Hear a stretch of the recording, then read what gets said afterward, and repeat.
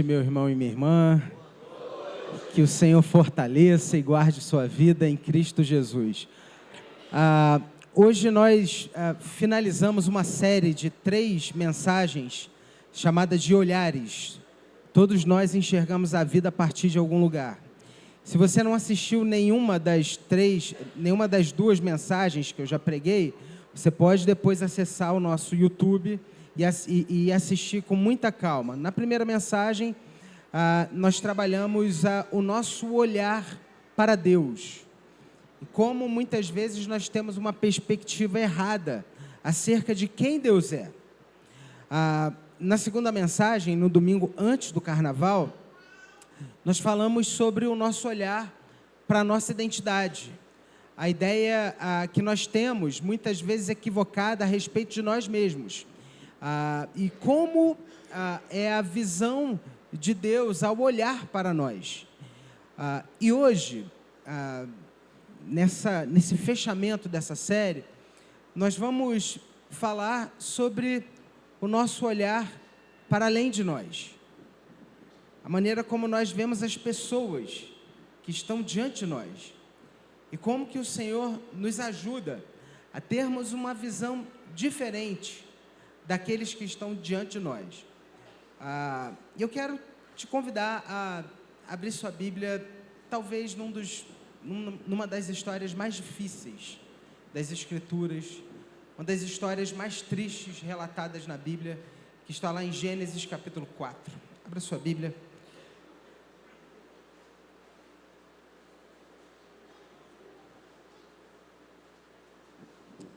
Gênesis capítulo 4.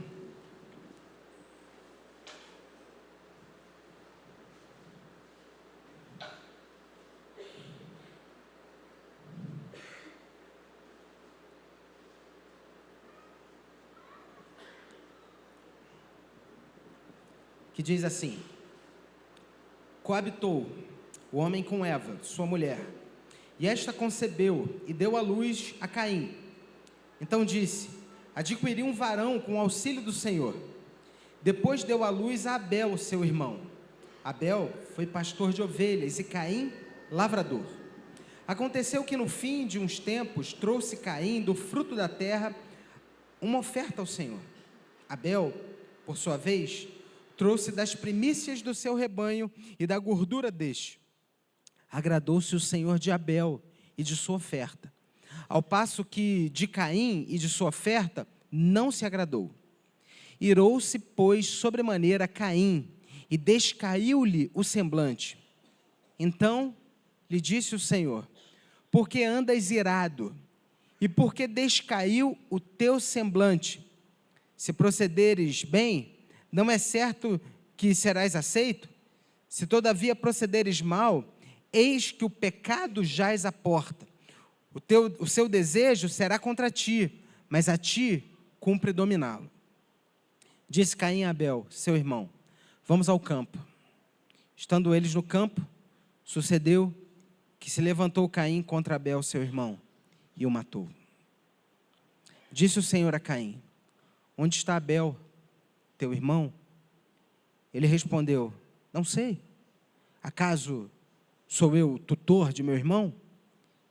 E disse Deus: que fizeste? A voz do sangue de teu irmão clama da terra a mim.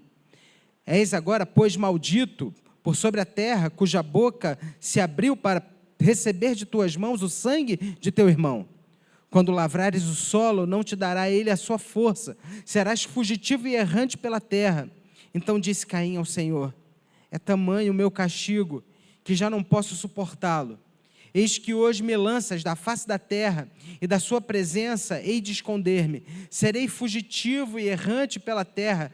Quem comigo se encontrar, me matará. O Senhor, porém, lhe disse: assim, qualquer que matar a Caim será vingado 7 vezes. E pôs o Senhor um sinal em Caim, para que o não ferisse de morte quem quer que o encontrasse. Retirou-se Caim da presença do Senhor, e habitou na terra de Nod, ao oriente do Éden. Rótulos. Muitas vezes nós de maneira intencional ou de maneira despercebida, rotulamos pessoas.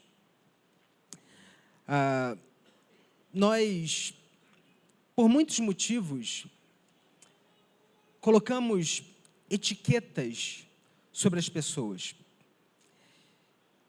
Nós nos deixamos levar por traços, por erros, por marcas, e com muita facilidade colocamos sobre essas pessoas categorias que são, muitas vezes, para nós, imutáveis.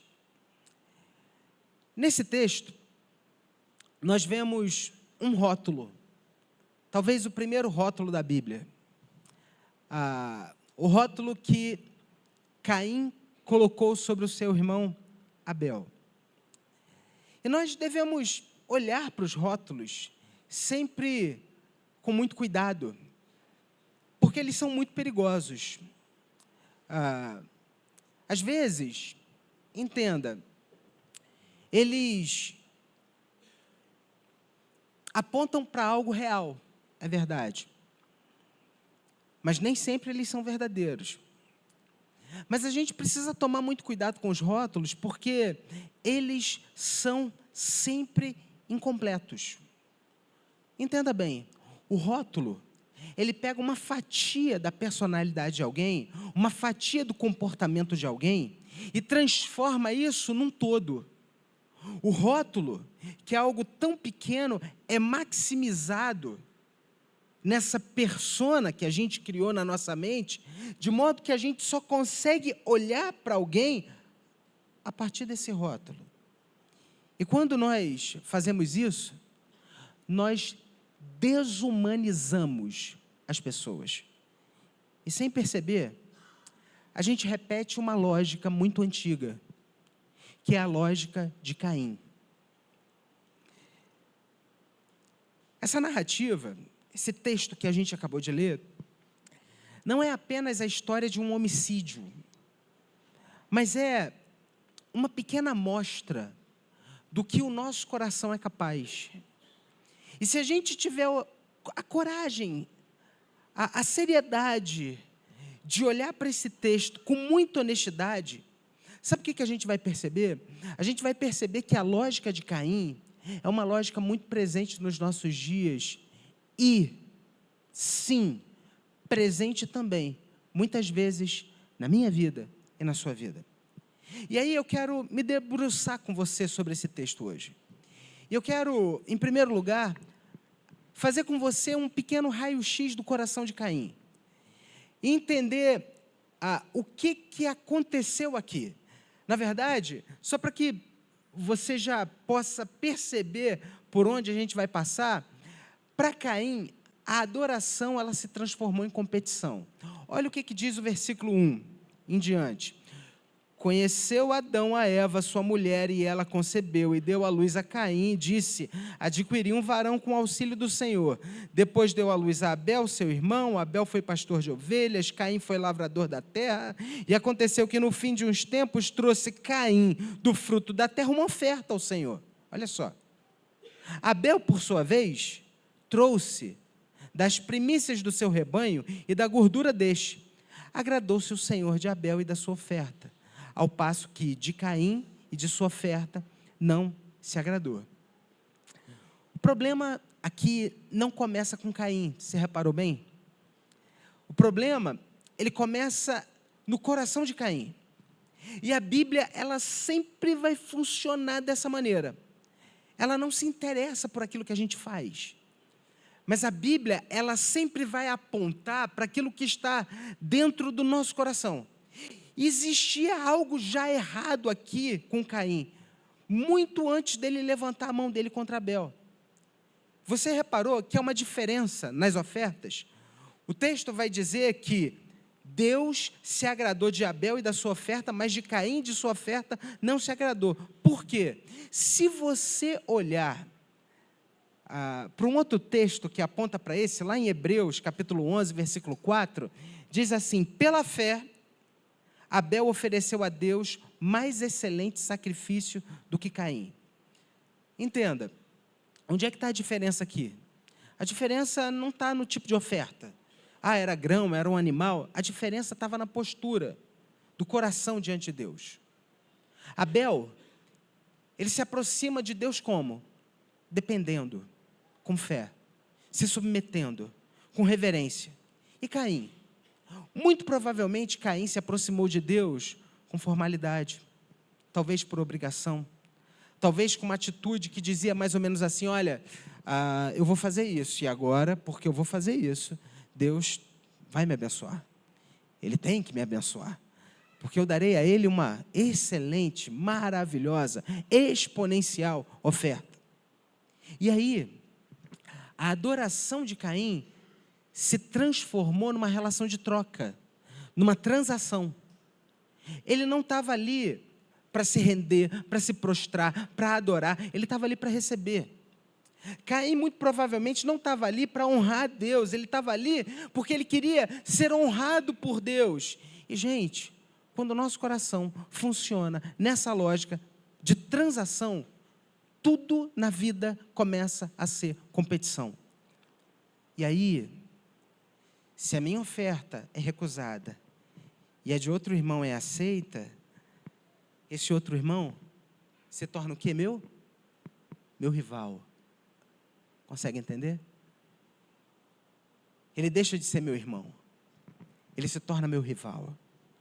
E aí, há um problema de identidade aqui. Porque você notou o que está acontecendo nesse texto? Deus, ele não rejeitou Caim. Não. Deus rejeitou a oferta de Caim.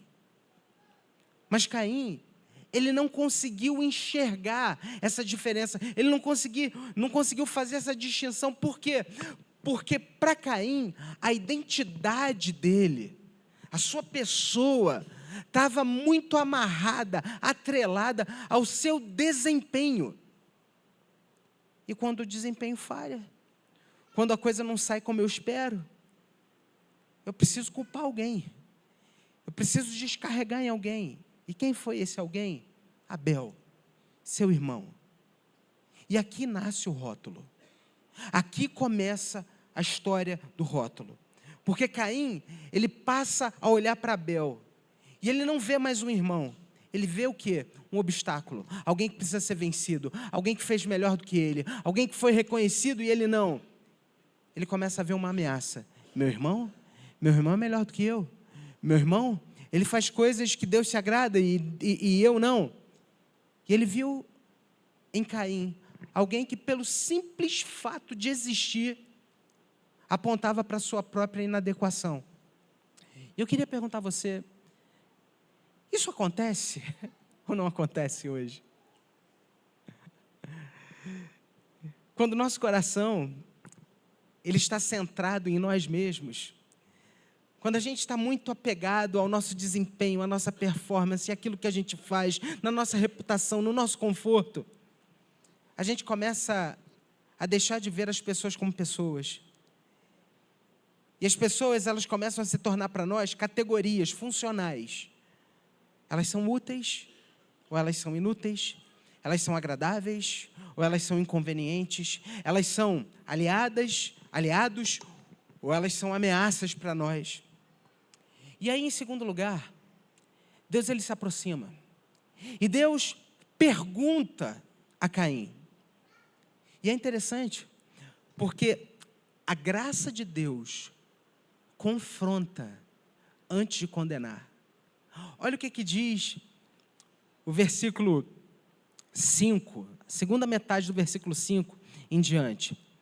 Irou-se, pois, Caim sobremaneira, e descaiu-lhe o semblante.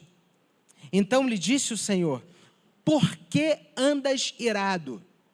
E por que descaiu o teu semblante? Se procederes bem, não é certo que serás aceito? Olha só.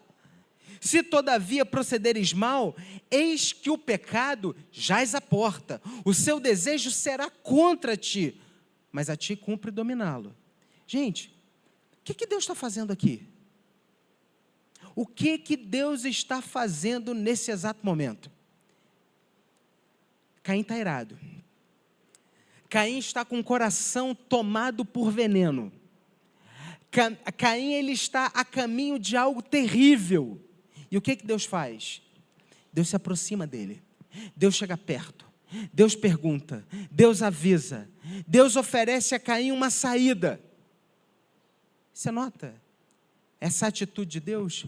Deus, ele não começa condenando Caim. Deus não começa imputando sobre Caim um outro rótulo, uma marca, ou advertindo Caim, dizendo, cara, você está completamente equivocado e você não presta. Não é isso que Deus faz para Caim. Deus começa com uma pergunta. Por que você anda irado? Percebe o que Deus está fazendo? Deus está sendo pastoral. Deus está levando Caim a examinar, a olhar o seu próprio coração. Porque muitas vezes a gente vive a vida e a gente toma atitudes e a gente faz coisas sem perceber a motivação daquilo que a gente está fazendo. A gente toca a nossa vida, a gente segue em frente, a gente se relaciona e às vezes a gente tenta ser tão contundente, incisivo, e que a gente não para olhar por que de nós fazermos o que fazemos e como fazemos. Deus está dando a oportunidade para Caim de olhar para dentro, de reconhecer o problema do seu coração. E aí Deus fala para ele, Caim, o pecado jaz à porta. Gente, essa expressão aqui ela é muito interessante.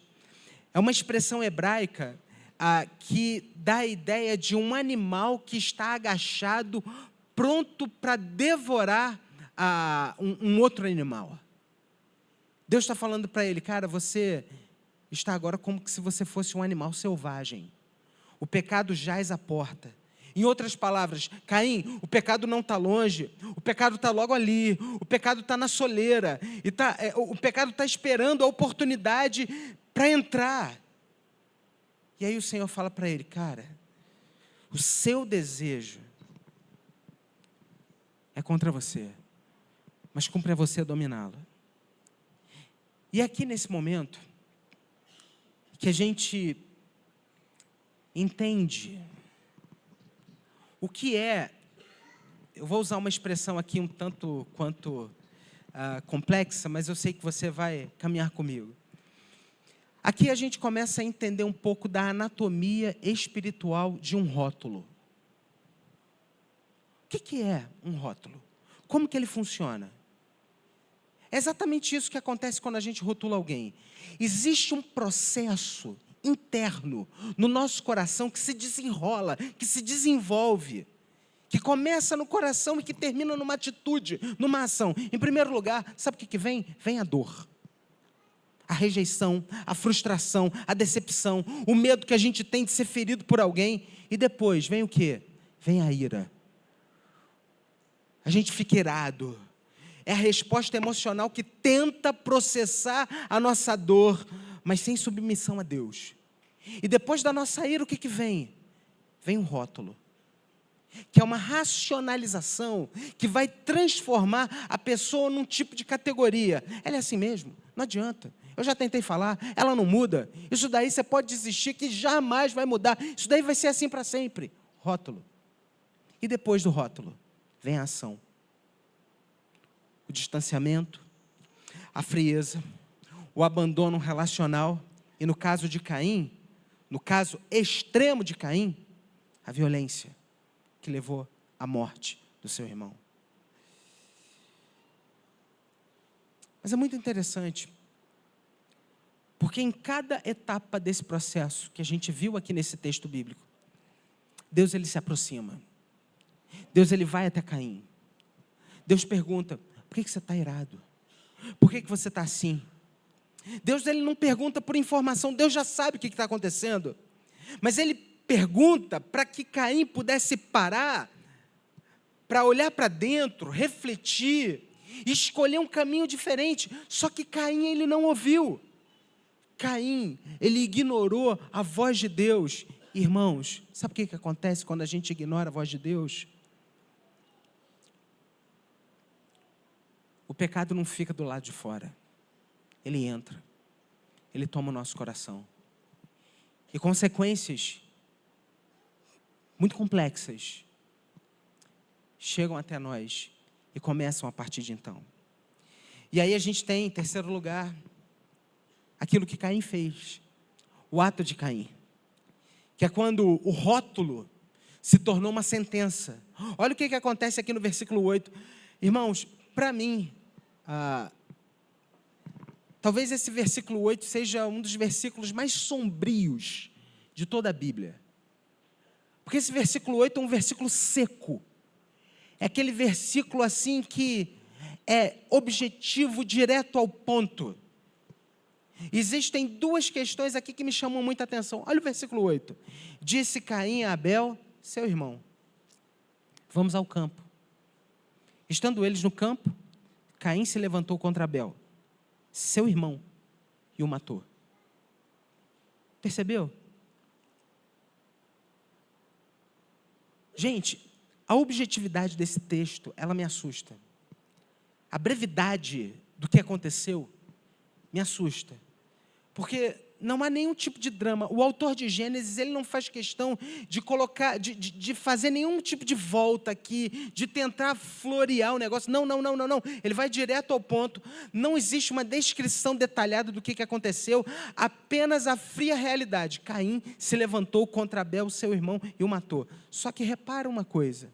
Por duas vezes, nesse versículo, duas vezes, em duas linhas de texto, por duas vezes, aparece a expressão, seu irmão.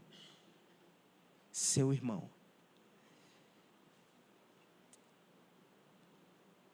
Não foi um estranho. Não foi um inimigo de guerra. Foi seu irmão. Caim mata o seu irmão. Caim, ele não matou Abel no momento em que ele levanta a mão contra ele. Caim, ele matou Abel no momento em que ele parou de vê-lo como irmão. Caim matou Abel no momento em que ele parou de vê-lo como irmão. No coração de Caim, Abel já tinha deixado de ser uma pessoa. No coração de Caim, Abel já tinha se tornado um rótulo, um obstáculo, um rival, uma ameaça. E aí, irmãos, eu preciso dizer a você algo muito sério, algo muito triste e algo muito profundo. É que a lógica de Caim persiste.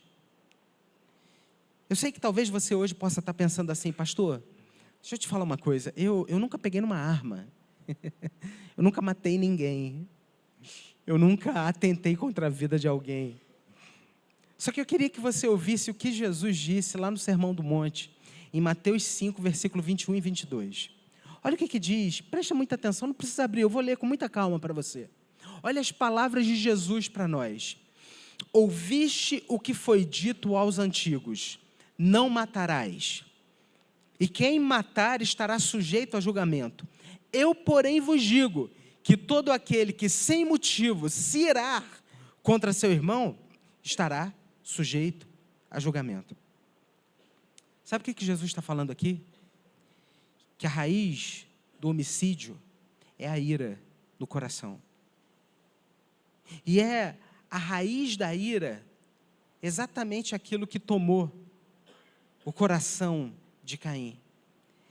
Ele recusou ver seu irmão como irmão. Ele recusou ver seu irmão como um portador da imagem de Deus. É a mesma lógica. Nós hoje também, em muitos momentos, recusamos a ver aqueles que um dia arranharam a nossa imagem como irmão. Quando você rotula alguém, quando você diz que alguém é caso perdido, quando você para de investir numa relação, é a lógica de Caim.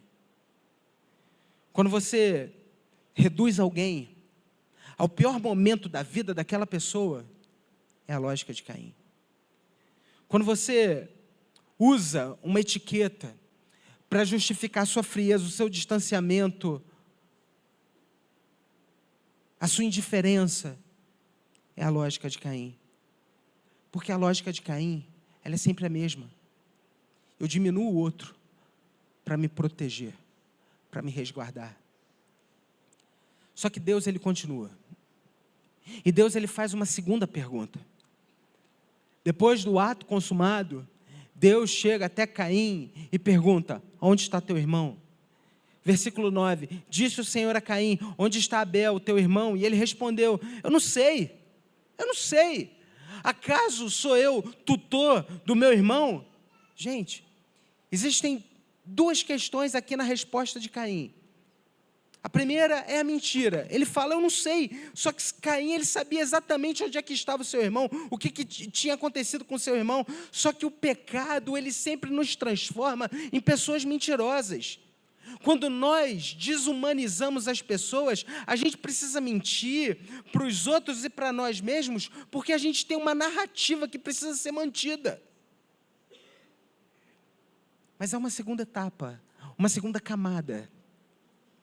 Ele diz: acaso sou eu tutor do meu irmão?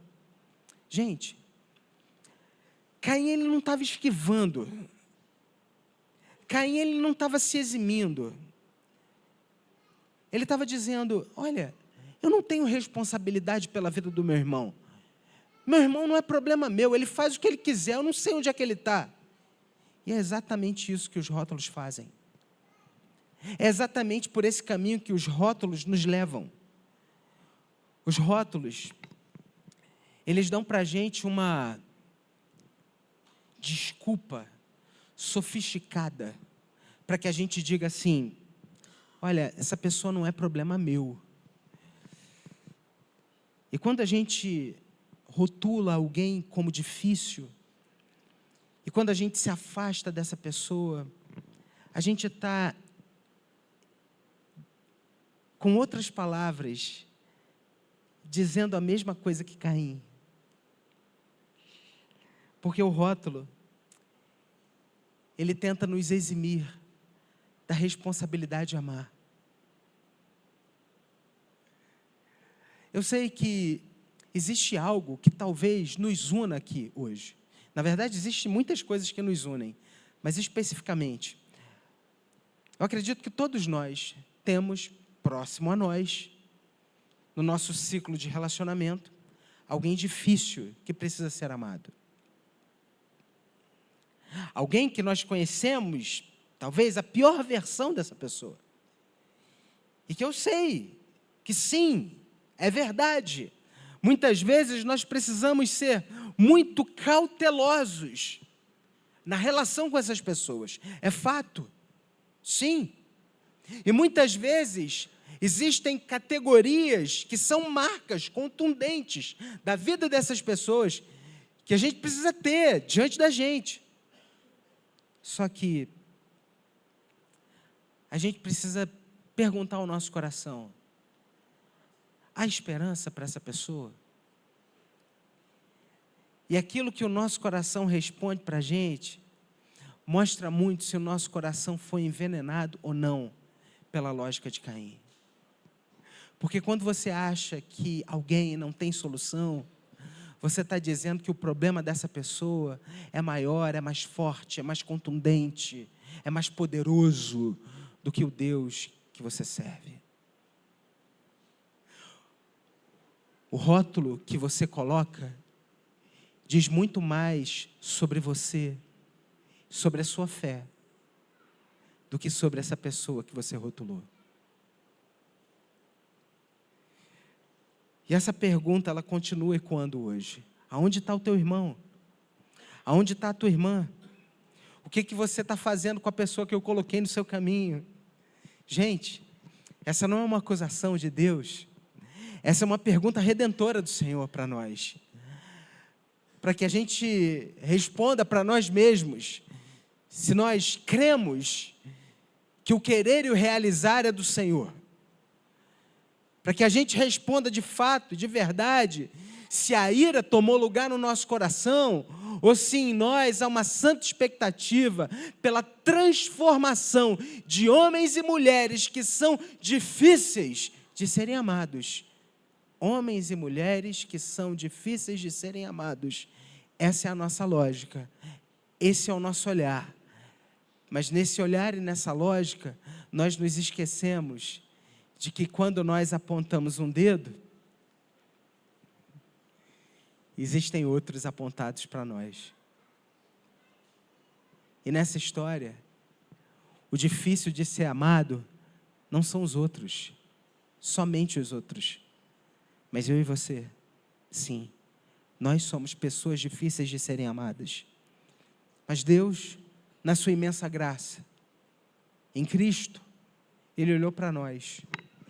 Mesmo conhecendo o nosso pior momento, mesmo conhecendo a nossa pior história, mesmo conhecendo as nossas piores escolhas, mesmo conhecendo aquilo de pior que nós já fizemos com as pessoas, Deus decidiu olhar para nós com seu olhar de graça e amor.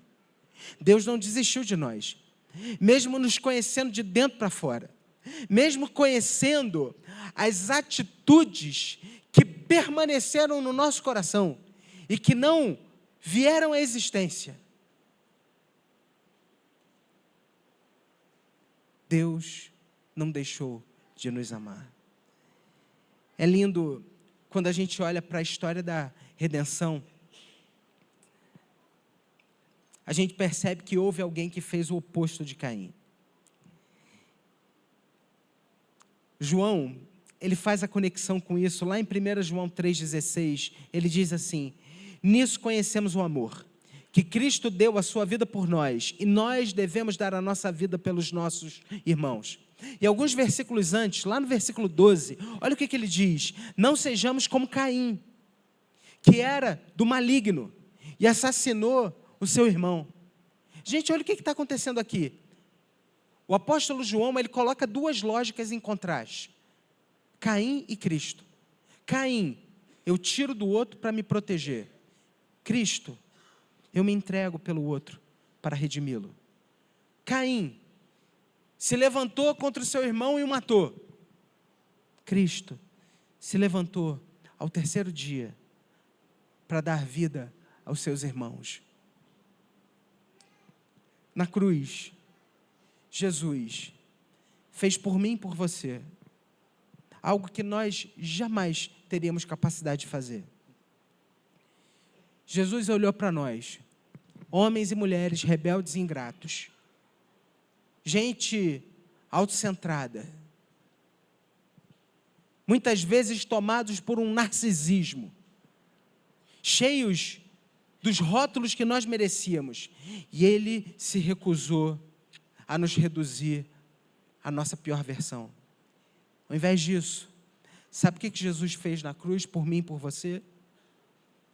Jesus, na cruz, assumiu todos os nossos rótulos para si. Maldito, para que eu e você fôssemos abençoados. Rejeitado, para que eu e você fôssemos acolhidos. Desamparados, para que eu e você fôssemos adotados. Condenado, para que nós jamais experimentássemos nenhum tipo de condenação. Sim, 2 Coríntios 5:21 diz: aquele que não conheceu o pecado, Ele o fez pecado por nós, para que nele fôssemos feitos justiça de Deus. Jesus carregou os rótulos que eram seus. Em troca, Ele deu a mim e a você uma nova identidade. Somos filhos amados do Pai. Não porque a gente merece, mas porque a graça de Deus, ela olha para além dos rótulos. Deixa eu dizer uma coisa para você, meu irmão e minha irmã. A verdade é que a gente precisa ter novos olhares. A gente precisa viver o oposto da lógica de Caim. E é exatamente isso que o Evangelho vai proporcionar para nós, um novo par de olhos. Olhos que vão enxergar além daquilo que se apresenta a nós. Olhos que vão ver além da superfície. Ao invés de ver a reação ruim de alguém, o Evangelho, ele nos leva a ter um olhar para a história dessa pessoa, porque, guarde isso, todo comportamento difícil tem uma história por trás, e que nós não sabemos. E que talvez aquela pessoa que um dia pisou no seu pé, talvez ele fez isso porque ele tem uma história por trás, mas a nossa superficialidade, a superficialidade das nossas relações e os rótulos que nós colocamos para conter as nossas relações, nos impedem de conhecer aquilo que está por trás de um comportamento. Ao invés de ver defeitos, o Evangelho nos ajuda a enxergarmos feridas. Aquela pessoa fria que você conhece, talvez ela pode estar carregando uma dor que ela aprendeu a esconder. Aquela pessoa explosiva que você conhece, ela pode estar reagindo a partir de um trauma que ela teve que nunca foi cuidado. Isso daí não vai eliminar a nossa responsabilidade, mas isso vai mudar a maneira como a gente responde. A gente precisa aprender a responder com graça, com amor, com misericórdia, antes de julgar. Sabe, Deus, Ele tem uma especialidade maravilhosa. Deus, Ele pega homens e mulheres que o mundo rotulou, que o mundo chancelou como pessoas sem esperança, e transformou essas pessoas em troféus da sua graça.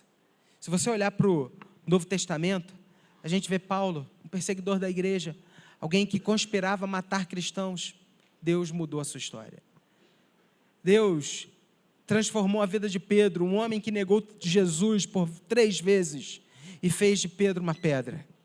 Jesus entra na história daquela mulher samaritana, uma mulher marcada, julgada, condenada por uma cidade inteira, e dá a ela uma nova história, um novo começo.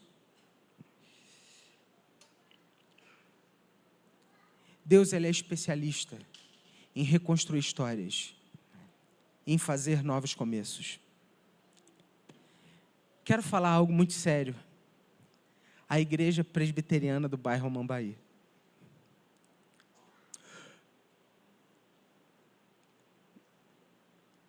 Com a responsabilidade pastoral que recai sobre mim. Desde 1º de janeiro, eu tenho estado entre vocês. Tenho conversado com vocês. Tenho caminhado com muitos de vocês. Percebi coisas maravilhosas aqui. Potencial, capacidade, a beleza dessa igreja. E sei que ainda tenho muito mais a conhecer. Mas nessa minha curta e pequena caminhada até aqui, de 1 mês e 22 dias, eu percebi que a nossa igreja precisa ter os seus olhos curados.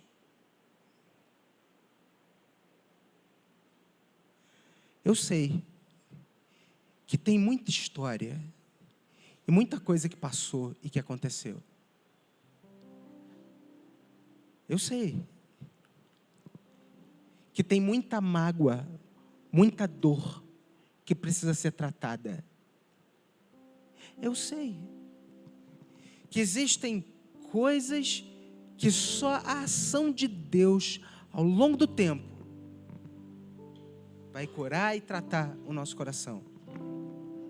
Mas nós precisamos nos voltar para o Senhor e pedir a Ele: Senhor, me ensina a ter um olhar gracioso. Me ensina a ter o olhar de Jesus. Em segundo lugar, talvez você, ao longo da sua vida, tenha sido refém da lógica de Caim. Talvez já rotularam você. Talvez você hoje conviva carregando a dor de um rótulo, de uma marca, de uma categoria que colocaram sobre você.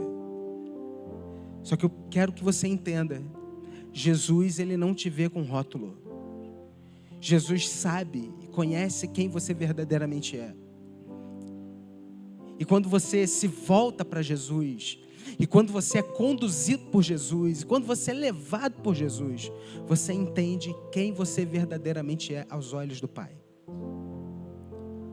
Mas em terceiro e último lugar, talvez você seja alguém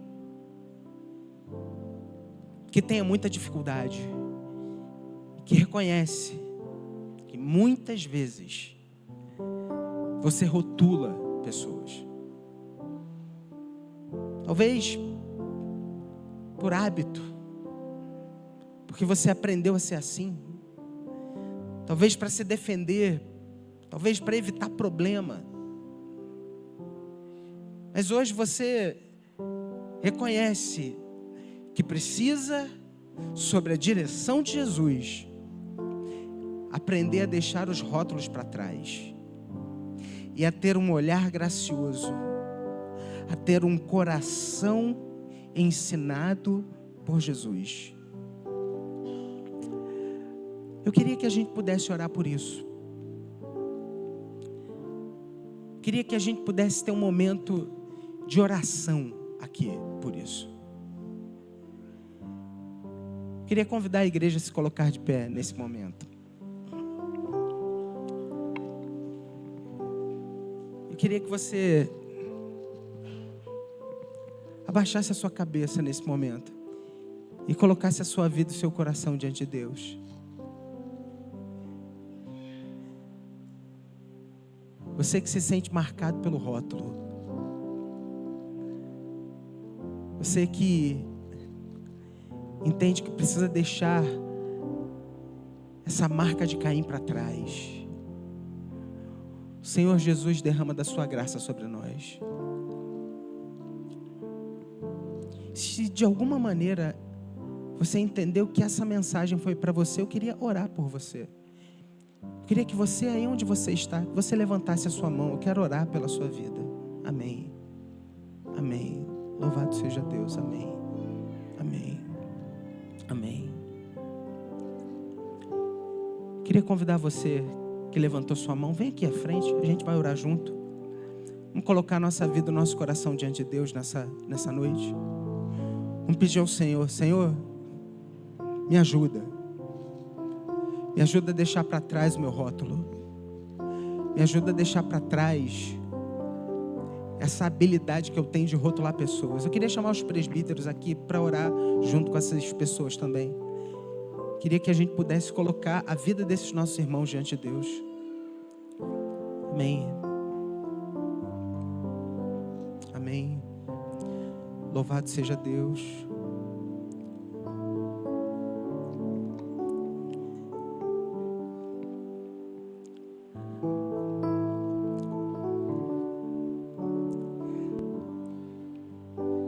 Senhor, a gente não faz ideia de como um rótulo pode ferir de maneira tão profunda. Mas eu sei, Pai, que existem pessoas aqui que têm sofrido há muito tempo por causa de um rótulo. Pessoas que foram vítimas dessa lógica de Caim.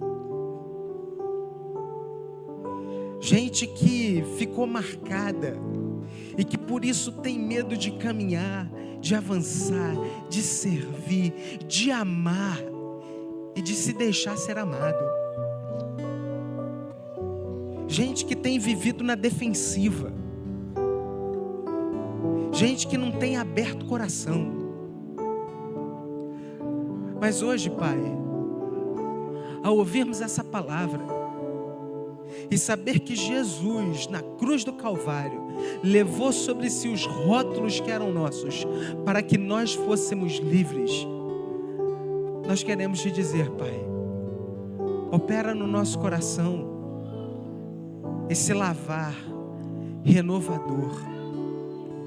Senhor, cura o nosso coração. Cura, Senhor, o nosso olhar sobre nós mesmos, Pai. Senhor, existem pessoas aqui que, ao longo da caminhada, talvez por terem aprendido a serem assim, também têm rotulado pessoas. Mas são pessoas que hoje reconhecem que precisam aprender com Jesus a viver de uma maneira diferente. Pai, ajuda esses irmãos. Faz aquilo que só o Teu Espírito Santo pode fazer. Nos ajuda, Pai, a termos um coração igual ao Teu. Senhor, agora eu quero Te pedir pela nossa igreja, Pai. Eu quero colocar a igreja presbiteriana do bairro Amambaí, Senhor. Nós não queremos olhar os nossos irmãos a partir do passado, a partir dos rótulos do passado. Mas nós queremos, Pai, aprender a olhar para os nossos irmãos como homens e mulheres que são alvo da Tua graça e do Teu amor. Porque uma obra o Senhor está realizando nas nossas vidas. Senhor, eu quero Te pedir que o Senhor levante nessa igreja verdadeiros Barnabés, homens, mulheres que vão investir na vida de outros. Que a nossa igreja possa ser sempre reconhecida como uma igreja que acolhe, como uma casa que recebe, como um lugar que cultiva princípios, os princípios do Teu Evangelho, a começar em nós, Senhor. Quebra corações para que sejamos todos um, como Tu és em nós, Senhor. Senhor, faz essa obra nos nossos corações, para o louvor da Tua glória. E levanta aqui, Senhor, homens e mulheres com o coração centrado em Jesus, que caminhem pela fé e que sejam uma bênção, Senhor, aonde quer que o Senhor nos colocar. Obrigado, Senhor, obrigado pelo Teu amor, e obrigado porque o Senhor não olhou para nós a partir dos nossos erros, mas o Senhor olhou para nós com graça e amor, e nos chama a viver uma nova vida, onde Cristo é o centro do nosso coração. Que o Teu nome, Senhor, que o Teu nome seja louvado e seja glorificado para todo sempre, em nome de Jesus, amém. Vamos louvar. Renova-me, Senhor Jesus. Você pode ficar aqui onde você está, não vai embora não, vai embora não, fica aqui. Vai-me, Senhor Jesus.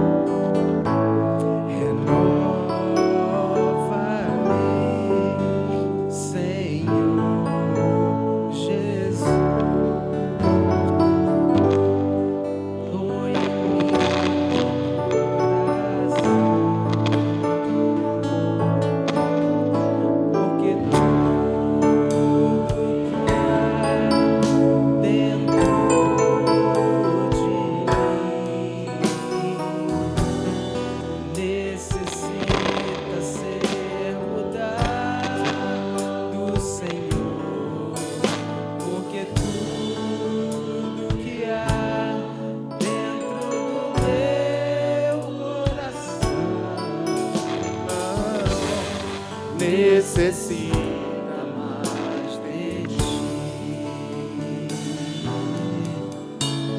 Renova-me, Senhor Jesus. Já não quero ser igual.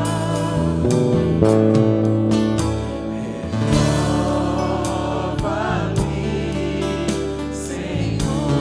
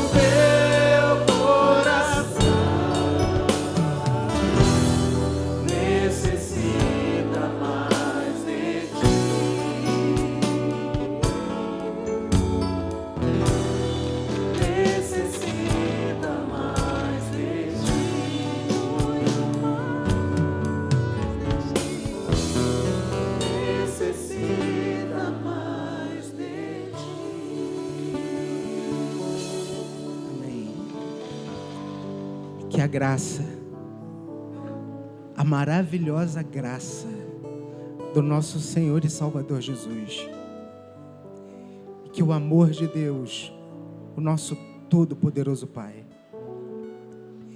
e que as ricas consolações e a comunhão do Santo Espírito de Deus estejam com você, meu irmão e minha irmã, e com todo o povo de Deus espalhado por toda a face da terra, desde agora e para todo sempre. Amém, amém e amém. Que o Senhor Jesus renove a sua vida e o seu coração. Você pode dar um abraço no seu irmão, na sua irmã, você pode falar isso para ele, para ela. Que o Senhor Jesus renove a sua vida, o seu coração e o seu olhar também. Amém. Você pode dar aí uns 5 abraços, não tem problema. Depois de dar um abraço, você vai sentar, que a gente tem alguns avisos aqui importantes.